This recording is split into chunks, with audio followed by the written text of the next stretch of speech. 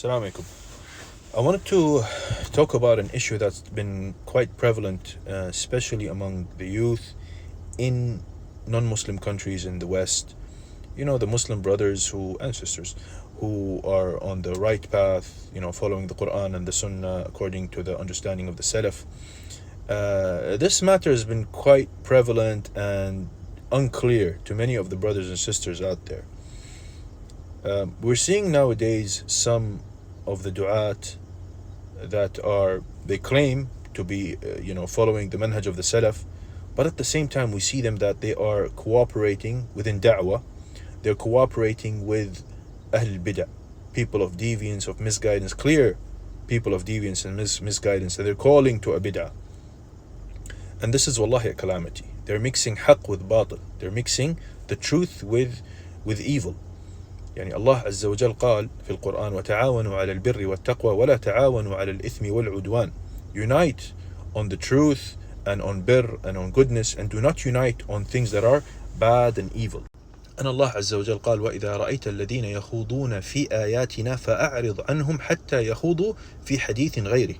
And if you see the people who are getting involved into misguidance, anything that is false, then stay away from them. أعرض عنهم فأعرض عنهم, until they fix their act and fix their speech. And many of the mufassirin said anybody who calls for evil or misguidance, including Ahl Al Bida, then you have to refrain from and desert and not be cooperating with. And no doubt bid'ah in Islam is a great misguidance, and we are suffering as an ummah from the spread of bid'ah. And the Prophet ﷺ warned a lot about bid'ah. قال كل بدعة ضلالة وإياكم ومحدثات الأمور. Every bid'ah is misguidance, and beware of muhdathat, new things that are in religion. And the Prophet ﷺ in the hadith that was narrated by Bukhari and Muslim, he said إذا رأيت الذين يتبعون ما تشابه منه فأولئك الذين سمى الله أو سماهم الله فاحذروهم. If you see people who are following unclear matters, controversial matters, then these are the people that Allah named and warned against, so beware of them. والإمام أحمد رحمه الله قال لا تجالسوا أهل الأهواء وإن ذبوا عن السنة. Do not sit with the people of misguidance and the people of desire, يعني أهل البدع, even if they defend the sunnah, because they mix haqq with batil, they mix good with evil. And unfortunately, we see today some of these young du'at, Allah guide them, they claim to be following the manhaj of the Salaf, yet we see them cooperating with people who are ambiguous, who have a bid'ah, who are calling to a bid'ah, even clear mubtadi'ah. And they cooperate with them, wallahi, why? For the sake of da'wah. We want to do da'wah because these people are big influencers. We want to, reach out to more people. And wallahi, this is a calamity. And this has no benefit. It has more harm than benefit. Al-asl that we don't cooperate with Ahl Al Bida. As I mentioned, the ayat and the hadith and the ai of the Salaf, Imam Ahmad, and all of the ai, many of them, they mention this clearly in their books and in the books of i'tiqad, and how we have to do bara'ah, disassociation of Ahl Al Bida. Now the problem with this is that when you sit down with them, you sit down and cooperate with Ahl Al Bida, what happens to your followers? They get confused, and they think because you're sitting with this person, for example, a person who does takfir or has some matters of Khawarij, he follows some of the the concepts and fundamentals of Khawarij, or maybe he has some bid'ahs with regards to worship, calling to other than Allah and things like that. You sitting down with him and your followers are seeing this, they'll think that this is ta'deel, and this you are promoting, and you are claiming indirectly that his da'wah, this person of bid'ah, his da'wah is okay and it's correct. Or the least is that your followers will get confused. They don't know what's the haqq anymore. They say, okay, he's sitting with him, his opinion is okay and this opinion is okay. So if somebody follows him or follows this bid'ah, it's fine, don't worry about it, don't be too harsh about it. Wallahi, this is a calamity. Nabi sallallahu alayhi wasallam and the companions and the Salaf all warned against bid'ah in a very critical way. And beware of bid'ah, because this destroys Islam from within. And we've seen this, wallahi, we've seen this clearly with the wave and the da'wah of Ikhwan Muslimin. The Ikhwan al-Muslimin, when they came, that's what they did. They just, they just want to recruit people, whoever it is. Rafidi, grave worshipper, and even from other religions. They used to say, no problem, you're with us in the da'wah, yalla come. طيب, we have differences, no problem, no problem. Keep, hide the differences and let's unite on whatever we have agreed upon. And this is false, like I said. Now what happened here? The second update of Ikhwan al-Muslimin, we got a branch or a sub-branch of Ikhwan al-Muslimin that claim to be Salafi, but in essence they are takfiris and they are part of the Khawarij, or they embraced the Khawarij ideology, which today the modern scholars, they call them Sururis, referring back to طبعا Zayn al-Abidin Surur, or Surur Zayn al-Abidin. And he is a man that said, I want to, my apparent look will be a Salafi look, but from within, the manhaj is the manhaj of Ikhwan. And this is what we are seeing today. A lot of people are adopting this manhaj.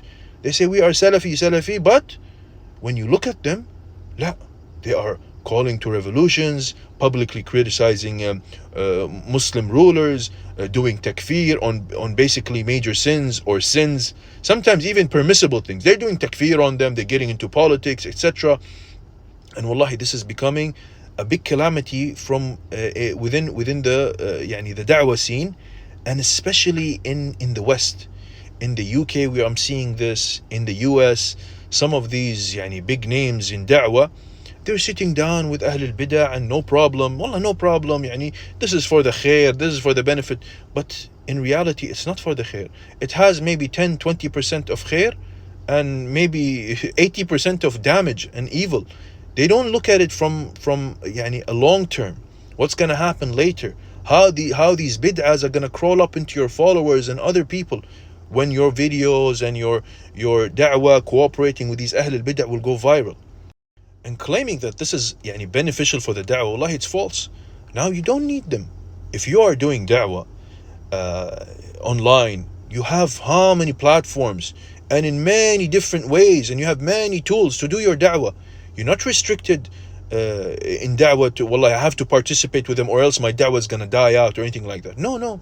The only difference is that maybe you'll get more followers or more people watching you, but that's not a priority. That's not a priority. Do your da'wah, and inshallah, Allah will put barakah in your da'wah. You don't need to go rely on Ahl Al Bida, wallah, to get more followers and all that. And ya akhi, by the way, look at your intention and always question yourself. Are you doing it for the sake of Allah, or are you just doing it for clout and for more followers and more attention and all that? Be careful of that, ya akhi. Now the ulama, and I have to say this, that the ulama, sometimes they said in very restricted situations, they said this is allowed, but this is with very restricted situations. Like for example, you cannot do da'wah except with Ahl Al Bida. And this is really rare. Like I can't think of any country in the West now that you cannot do da'wah. All da'wah stops unless you cooperate with them. Alhamdulillah, most of these Western countries, that are, they embrace freedom of speech, and anybody can call to anything. Even if you want to worship a rock, you can open up a center and start calling people to your religion and all that. So don't tell me there is a maslaha to this, and don't tell me your da'wah stops, wallah, because if you don't cooperate with Ahl Al Bida. This is wallahi batil and false, and people should fear Allah and know this is a very, very serious matter. Don't give up the authenticity and the beauty and the uniqueness of the manhaj of the Salaf, wallah, because of some followers. Inshallah, wallahi, if you get 1 million followers and you give away that for the sake of preserving the authenticity of your manhaj and your da'wah, wallahi, so be it. You don't need followers if your manhaj is corrupt or your manhaj is confusing people. Wallahu al-musta'an. And by the way, guys, this is not my interpretation or just not me saying my sole opinion about this. La, I referred back to the ulama, Sheikh Sulaiman al-Ruhaili, Sheikh Aziz Farhan, Sheikh Salih al-Sihimi, all the mashayikh, the modern mashayikh, and even the old mashayikh like Sheikh Salih al-Fawzan and even Ibn Uthaymin, Ibn Baz. If you go and refer back to their statements about this matter, and even Sheikh Abdul Aziz al-Rayis, I forgot him, may Allah bless him, all of them, if you refer back to their statements about this issue, they will say it's not allowed to participate in da'wah with Ahl Al Bida' like that. Wallahu ta'ala a'lam. May Allah preserve us and forgive us and guide us all.